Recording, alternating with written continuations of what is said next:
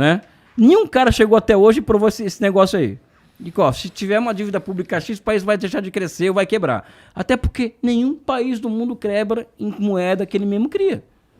Não existe esse treco aí de eu vou criar uma moeda, eu vou colocar em circulação e vou quebrar porque ela, sabe, isso não existe. E aqui, assim, desculpa a minha ignorância, mas aqui tu atribui, então, os anos, no início ali dos anos 90, final dos anos 80 ali, que a gente tinha umas inflações muito sinistras, que eu lembro de uns comerciais da Casa e Vídeo, na época, vendendo coisas a prazo com juros de apenas 50% ao mês. Em grande Cara, parte é o que a são gente está vários- vendo agora na são- Argentina do século de 2022 e estão falando até dos fiscais do Fernandes, Não, mas para emular não. os fiscais do Sarney. Não, aí já vem uma outra... Já vou chegar lá. Já vem Por uma favor, outra por classe favor. de picaretagem aí nesse negócio. Tá bom. Vamos lá. Tá?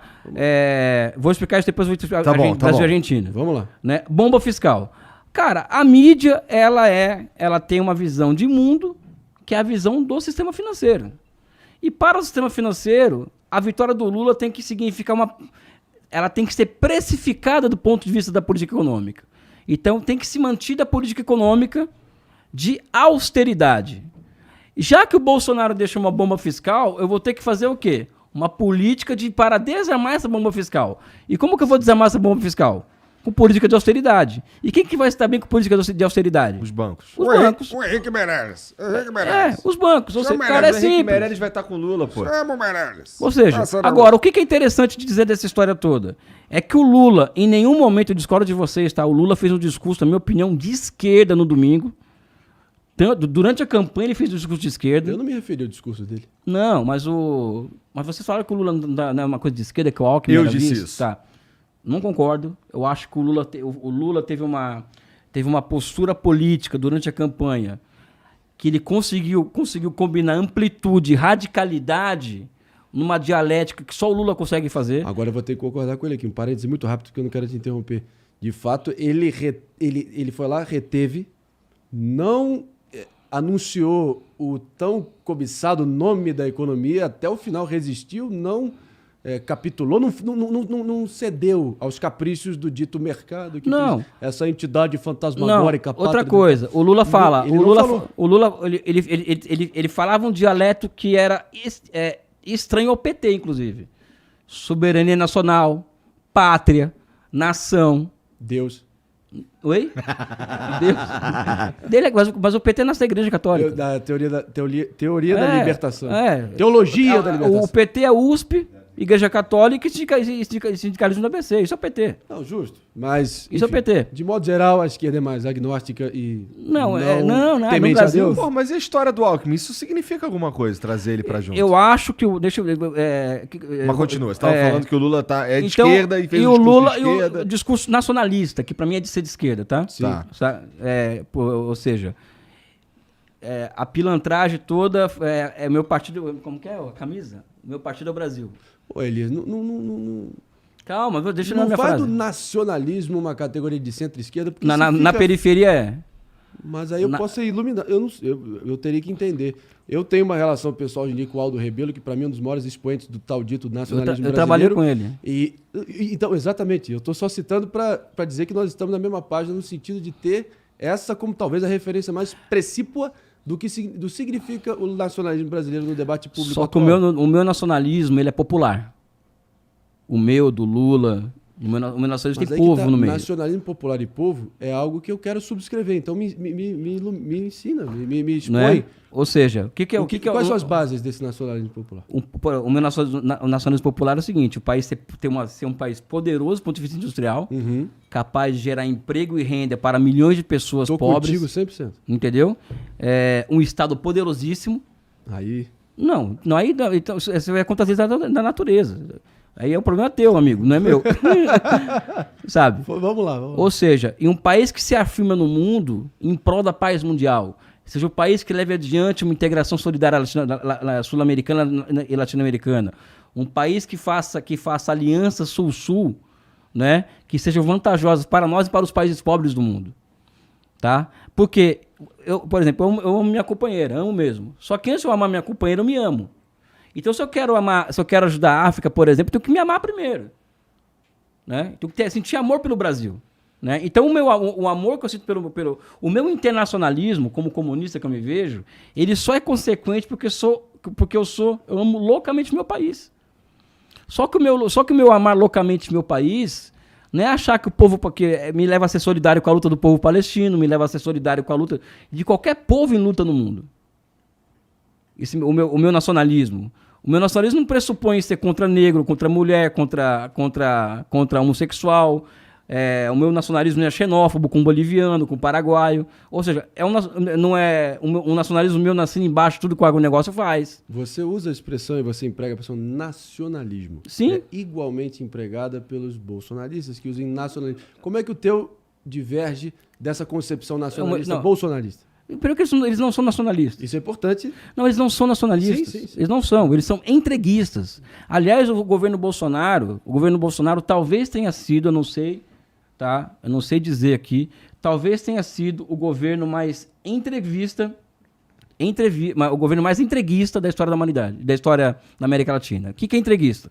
O Bolsonaro, ele vendeu 240 bilhões de reais em ativos públicos para empresas estrangeiras. Você mesmo disse que isso, dependendo de cada caso, pode ser possível e realizável. Não, no caso brasileiro não. Já falei que eu ia falar das privatizações que eu faria. Ele entregou 250 bilhões de reais em ativo público. Ele entregou ações do Banco do Brasil a 25% do valor de face para o BTG Pactual. Cara, ele junto com o Temer, ele destruiu com a nossa capacidade de fazer fertilizante, que é a indústria química. Ele junto com o Temer. Mas aí ele vai falar assim, mas eu fui lá para a Rússia, falei com o Putin e negociei esse fertilizante, garanti para a gente, porque teve uma guerra, teve uma pandemia, e aí? Ele perdeu o Brasil perdeu uma chance imensa de crescer, meu amigo. Durante a pandemia, durante a guerra, uma chance imensa para substituir a importação, por exemplo, sabe? Muita coisa. E esse governo nacionalista, por exemplo, ele fatiou a Petrobras. Fatiou. Foi o que o Ciro Gomes falou no debate do SBT. Fatiou a Petrobras. Peguem esse Ou trecho seja, aí, ele é antinacionalista sob qualquer aspecto. Até porque o nacionalismo do Bolsonaro, ele é pautado por Miami, cara. Sabe? É um nacionalismo que presta continência para a bandeira americana.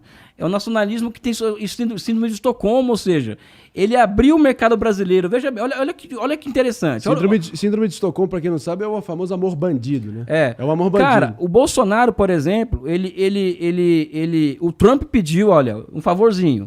Cara, eu tenho que ganhar os agricultores do centro-oeste americano. Cinturão do milho, cinturão da ferrugem. Então, você pode abrir teu mercado para o meu álcool baseado...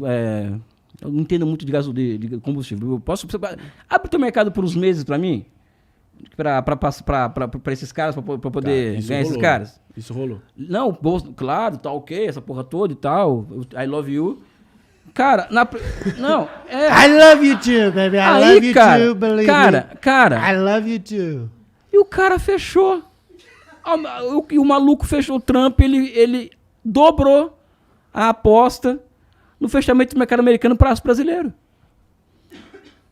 America first. Exatamente. America first. Exatamente. America first. Que nacionalismo é esse, cara? Me explica. Teve um momento... Que nacionalismo é esse? O Trump usava, para tentar trazer a coisa mais aqui compreensível para todo mundo. O Trump usava qual adjetivo que nortearia a política comercial dele? Reciprocal trade. Reciprocidade. A vida é feita da lei da reciprocidade entre você e todo mundo. Quando você faz um gesto para mim, eu vou me sentir endividado, vou me sentir instado a devolver isso eventualmente.